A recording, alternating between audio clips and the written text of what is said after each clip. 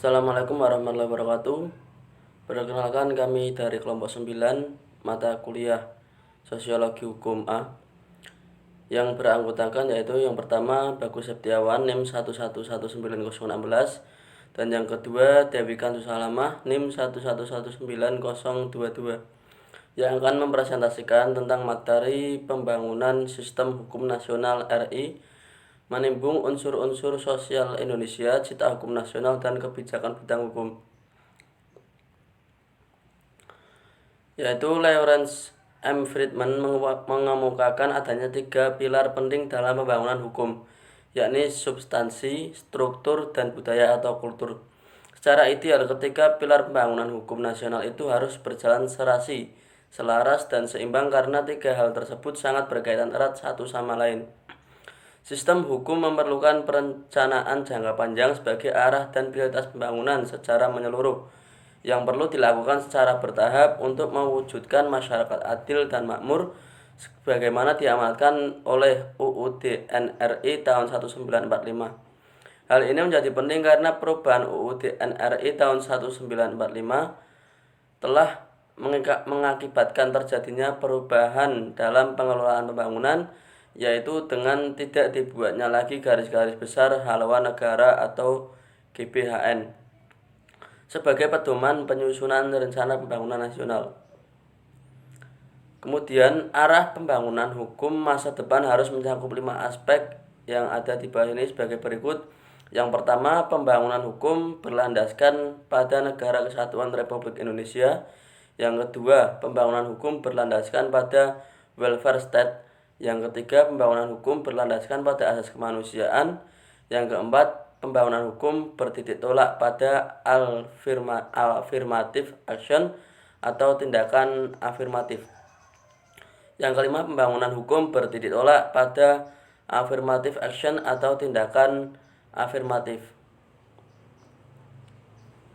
Kemudian dari kelima aspek tersebut, maka diharapkan dapat terwujud pembangunan hukum nasional yang satu menjamin integritas bangsa dan negara baik secara ideologis maupun secara teritorial.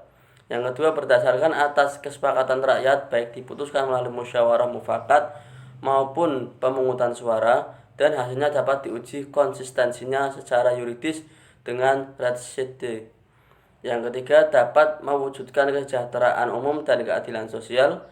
Yang keempat, dapat mewujudkan toleransi beragama yang berkeadaban dalam arti tidak boleh mengistimewakan atau mendiskriminasikan kelompok-kelompok atau golongan-golongan tertentu.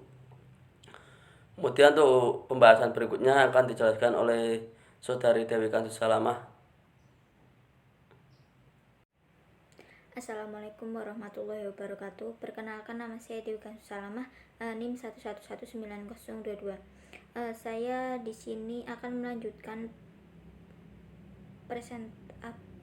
presentasi yang tadi sudah dibahas oleh Mas Bagus.